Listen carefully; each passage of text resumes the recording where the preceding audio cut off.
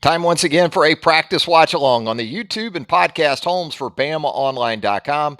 Travis Reier, senior analyst on a Tuesday evening, this time in advance of the Crimson Tide's upcoming road trip to Starkville, where it will take on the Mississippi State Bulldogs. Get the coffee ready coming up on Saturday night. Going to be a late one, 8 o'clock Central or so.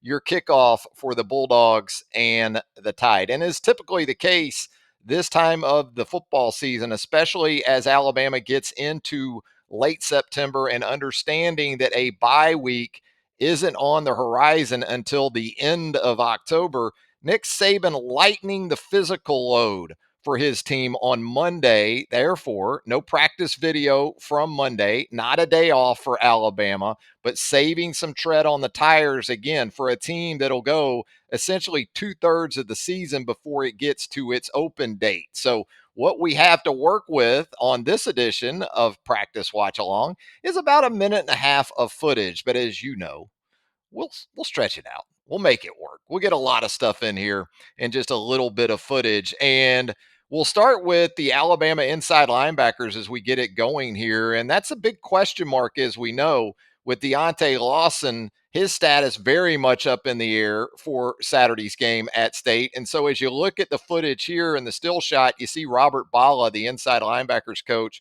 That's Ian Jackson there up first. And then you'll see over to the right just a little bit Kendrick Blackshire. I think over to the left, you've got Jahad Campbell, and also you'll see Sean Murphy. So just a few of these guys in this clip. Not much footage of the inside linebackers. I was surprised there was actually any of the inside linebackers, to be honest with you. But the challenge this week is Woody Marks for Mississippi State. He's an outstanding running back, a veteran running back for the Bulldogs. He is a guy in the late Mike Leach's offense, more of a receiver than a 15 to 20 carry a game option in the run game. But with Zach Arnett now in as the first year head coach for State, more of a traditional approach, at least modern day traditional, if that makes any sense. But similar concepts to what you'll see from, say, Alabama's offense. So you'll see zone runs. You'll see more of a commitment to the run game. You'll see Marks probably somewhere between 12 to 15 carries. Now, in an ideal situation, he's having success Saturday night and he gets up over 15 carries. He only had 12 carries last Saturday night at South Carolina. Now, Mississippi State did some serious damage through the air with Will Rogers and Tulu Griffin specifically. But again, Marks is a guy, as the SEC's second leading rusher right now, has a healthy yards per carry average. And so that's where it'll start for Alabama's inside linebackers. And maybe you see more base this week. I don't think we'll see a ton of 12 personnel from Mississippi State. So I think it'll still be a heavy nickel. But when I say heavy nickel, I think the big nickel will be in play because State will want to try to run the football early and then get into a play action passing game. But for these inside linebackers, probably not as much of a concern this week either about the quarterback's legs. You had to take that into account the last couple of weeks with USF and Ole Miss. Will Rogers pretty much going to do most of his work from the pocket. They'll sprint him out on occasion, try to get him out on the corner when they need to convert, say, a 3rd and 3. But if Will Rogers is running, that's typically a good thing for the opposing defense. So inside linebackers, whether it's Jahad Campbell, whether it's Kendrick Blackshire, whether it's Trez Marshall, whether it's likely a combination of all three, if Deontae Lawson can't go this week, they'll be keyed up on Woody Marks. And so as we run it here, we run the video here, you'll see Ian Jackson working on trying to get that football out. And then we quickly transition into some tight end and edge defender work, working with some of these guys. You got to be careful with some of this footage too, because the scout team numbers can get you. You know, you think some guys are Alabama guys when in actuality, they're already in scout team numbers, helping to give a look to some of the first and second team guys that are going to be in the rotation on a weekly basis. Here we see, as we get to the 17-second mark, a couple of the defensive linemen working on getting the ball out. There you see Justin Aboigbe, also Tim Smith.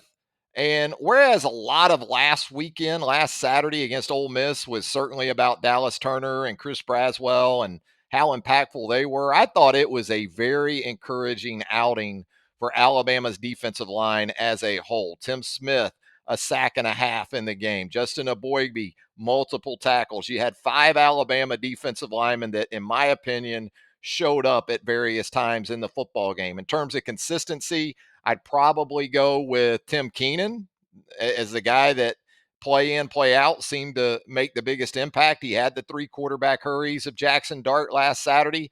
But again, steady play from 5 guys, whether you're talking about Tim Smith or Justin Aboigbe or Damon Payne, also Jaheim Otis, obviously, and of course Keenan as well. So confidence building performance, I would think, for the Alabama defensive line in that win over Ole Miss. And now we get into the outside linebackers. I don't think this guy needs a lot of confidence right now. I think he's doing just fine. That's Dallas Turner picking up some national award recognition here during the early week as he prepares for Mississippi State. And some of the things we saw against Ole Miss that are just going to be even more beneficial, I think, to guys like Turner and Braswell is if Alabama is able to consistently get some push and some pass rush from those interior guys, that's just going to single up Turner and Braswell more, maybe in some edge opportunities. As we saw late in the game, those guys were still pretty fresh, too. Alabama in the second half did a pretty good job at getting off the field. So when the game was really on the line late, Turner and Braswell appeared to be, from a stamina perspective, in a better place than, say, Ole Miss's offensive tackles because they were starting to get wins easier and easier. And also because Keenan and Smith and some of those interior guys had factored enough, you would see Ole Miss doubling Keenan on occasion. Boy, if that starts to happen on a regular basis, the quarterback pressure numbers for guys like Turner and Braswell, well, they could be astronomical by the end of the season. As we continue to move the tape here, you see Jordan Renaud working through there with the defensive linemen, coming through their hips there, stacking, getting off those sleds. I think also when we talk about pass rush for Alabama's edge and defensive linemen, where Mississippi State is concerned, the last 2 games, State has given up 4 sacks apiece in losses to LSU and South Carolina. So I think even this week, you're going to have pressure opportunities. Now, look, State threw it 48 times. That's 50 plus dropbacks against South Carolina. So 4 sacks on 50 plus dropbacks, that's what you ought to be shooting for if you're a defense. And as we run it here at the 35-second mark, you see some of the offensive linemen. And this week, I think the challenge for Alabama up front is that you do have guys like Jaden Crumedy, Nathan Pickering up front for Mississippi State that can prove problematic. Pickering can be a playmaker at times.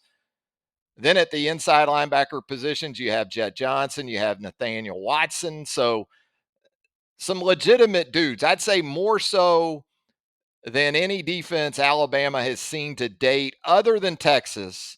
Mississippi State, when you talk about DLs and also inside linebackers, more capable than USF and certainly more capable than Middle Tennessee. So I think part of the question mark this week for the Alabama offense is how will Zach Arnett go about scheming for this Alabama offense? Do you bring pressure? Arnett is a proponent of bringing numbers on more than just a few occasions. So do you blitz Jalen Milroe? Do you rush 3 or 4, which has been a pretty popular concept? Leave a spy in the middle of the field, see if he feels some ghost pressure early and looks to ditch?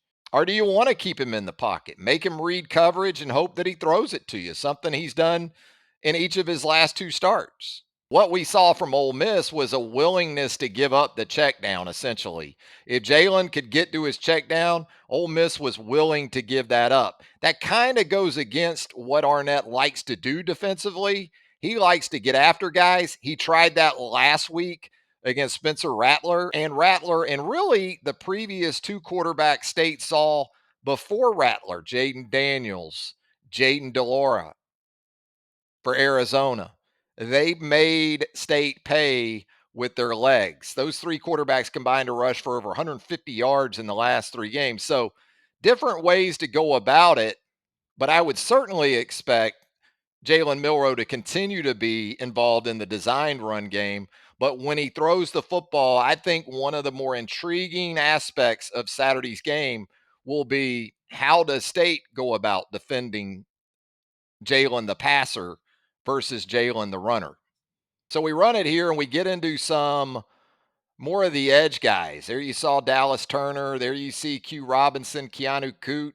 And it was a lot of Chris Braswell and Dallas Turner last week. A big nickel game for Alabama in that win over Ole Miss. So you didn't quite see the situational packages, or at least it didn't seem like you saw them as much as far as dime and rabbits and guys like Q Robinson. And Ole Miss can make that difficult because they will work at pace. And in the background there, you see Keon Keeley, Quay Rusal. You get some questions from time to time about, hey, where are these 5 stars that Alabama signed? Well, they got 5 stars on the field.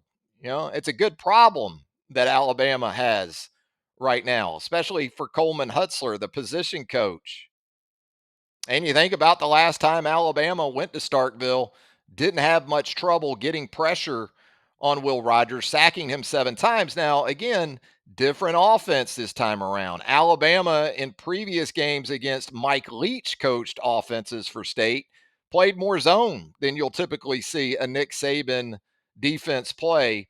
But it was very effective because Alabama was able to get pressure organically through the pass rush.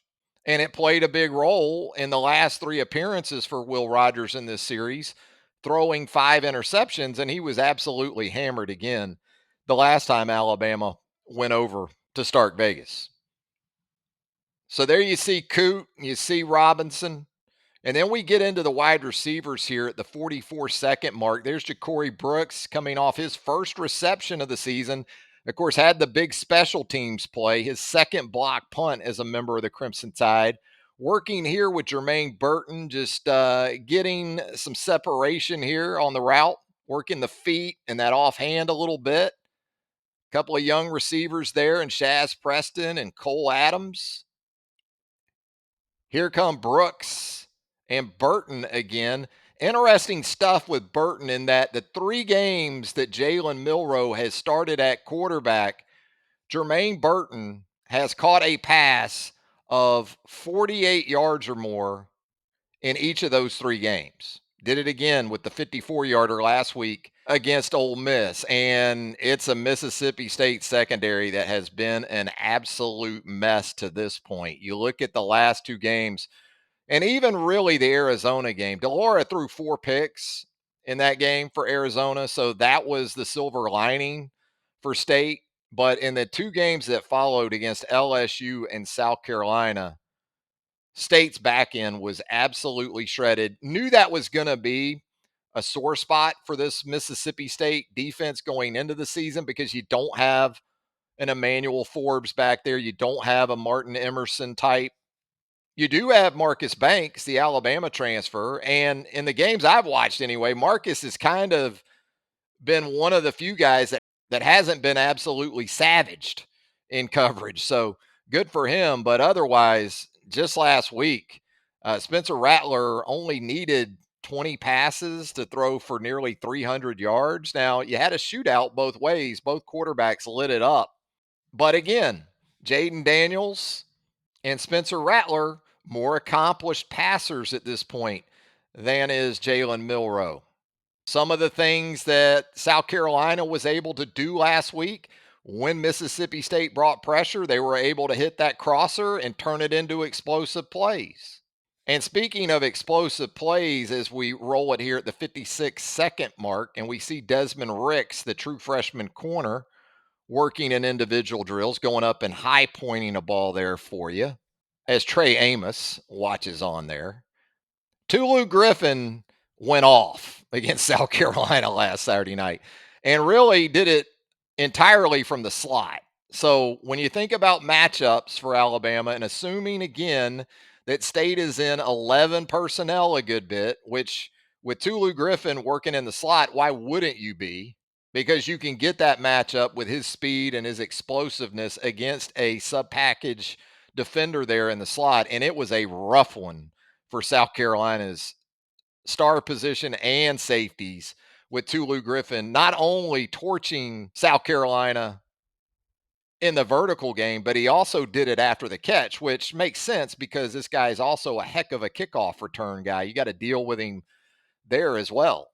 And it's not that State doesn't have a couple of solid receivers on the outside, because in Xavier Thomas and Justin Robinson, previously at the University of Georgia, they've got some pretty good receivers. Not what I would call dynamic or electric, but the guy you truly have to concern yourself with is Tulu Griffin working from that slot. That means when Alabama is in its nickel package, Malachi Moore has been outstanding through 4 games. He'll have some of Tulu Griffin on his plate. But I think where you have an advantage for this Alabama secondary is that your corners right now are playing at such a high level with Kool-Aid McKinstry and also Terrion Arnold, that perhaps you can put a safety over the top of Tulu Griffin and kind of send some help his way and limit those explosive plays. And he didn't just do it against South Carolina. I mean, 256 yards against South Carolina is a season for some guys, but he's also had some other good games. He had a 2 touchdown catch game a few weeks ago as well. So he'll be a guy certainly that's being talked about a lot around the Alabama facility this week. As we run it here with about a minute into Tuesday's practice footage, there's a guy that we didn't hear as much about against Ole Miss that could have a big week against that Mississippi State secondary. That's Isaiah Bond, of course. Another guy we didn't really see much of as far as receiving production is concerned against Ole Miss, in Malik Benson. And here is Jermaine Burton again, coming off the huge play he made there early in the second half against Ole Miss, and that great adjustment he made on that deep ball from Jalen Milroe to spark that Alabama offense in the third quarter. There's Milroe and Ty Simpson here as we're a minute and 17 seconds into the footage. There you see Amari Nyblack, Dylan Lonergan over here to the right, the freshman quarterback. Certainly Milroe in the second half was more along the lines of what Alabama needs him to be to win a championship of some kind down the road. That was the Jalen Milroe Alabama can win at a high level with. And then also credit to Ty Simpson, because he comes in for a 2-point conversion, gets the job done. A little bit of a shaky shotgun snap off of his chest, but he maintained his poise for the most part and was able to run that quarterback draw, get past a couple of Ole Miss defenders and into the end zone to give Alabama a 17-7 lead. And there's going to be a lot of chatter about Milroe this week. No doubt about it. Making his first road start. Of course, he didn't make the start at South Florida.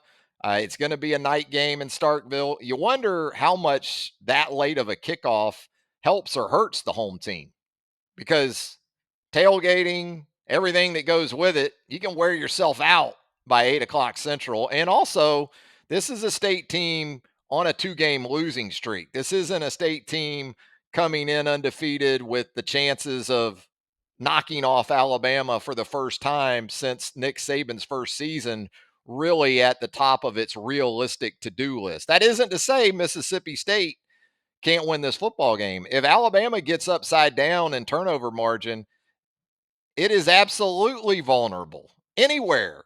Bryant Denny Stadium, Davis Wade, wherever. So as we wrap it up here at about the 122 mark of the footage, we're back into the DLs. There's Hunter Osborne, the young defensive lineman for Alabama, going through some drills. Yeah, working on that hand placement, trying to keep his chest clean. You got to win early with those hands if you're these big dudes, because these offensive linemen, if they get their hands where they want them first, it's going to be tough to overcome that. There you see him working there with Damon Payne, who, again, we also saw some nice things from him in that win over Ole Miss. And we wind things up here. We're going to take a look at Yanze Pierre. Look at Chris Braswell there in the background to the right. It's really striking the physical transformation that guy has continued to undergo. That's a big dude now. That's a legit 250, 255-pound defensive end. I know he's an outside linebacker in Alabama scheme, but as he's shown you, he can hold up physically now when Alabama wants to keep both those outside linebackers out there. even on early downs. And he certainly looks the part these days. Anyway, we roll it here as we wrap it up. It's Yanze Pierre. And as we talked about with Keon Keeley and Quay Rousseau earlier, I think it's a luxury in a lot of ways that you're able to essentially take this season, assuming that you stay healthy with Braswell and also Turner.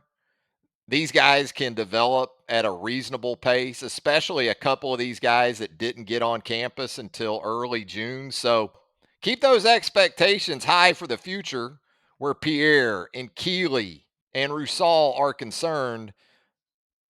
But I think, again, it's a good thing you're not counting on true freshmen to give you something in the edge pass rush. All right, as we get out of here, I want to remind you to hang out with us at BamaOnline.com. Some big men's basketball news. Earlier on Tuesday, Aiden Sherrill, the five-star center from Prolific Prep out in Napa, California, commits to the Crimson Tide. That's another five-star picked up by Nate Oates. And there's still some others out there, including Darian Reed, Sherrill's high school teammate at Prolific Prep. Now, Reed is a Georgia native, and if you look at his profile there with us at On3, you'll see the Georgia Bulldogs very much in that mix as well. But who knows? Maybe you're going to get a twofer from Prolific Prep and a couple of top 30 players for the class of 2024 and a wing in Darian Reed. We'll keep an eye on him. But certainly the huge news, the pickup of Aiden Sherrill, a guy who can play in the post, a guy who can handle it on the perimeter, a guy who can shoot the three. Very, very versatile player for his size. With that, we're going to call it a wrap. For the latest practice watch along, Travis Reier thanking you for joining us once again on the YouTube and podcast homes for BamaOnline.com. Post up with us on the roundtable there at BamaOnline.com. That's where you're going to find out everything first as it relates to the Alabama Crimson Tide. Thanks again for joining us. Until next time, so long, everybody.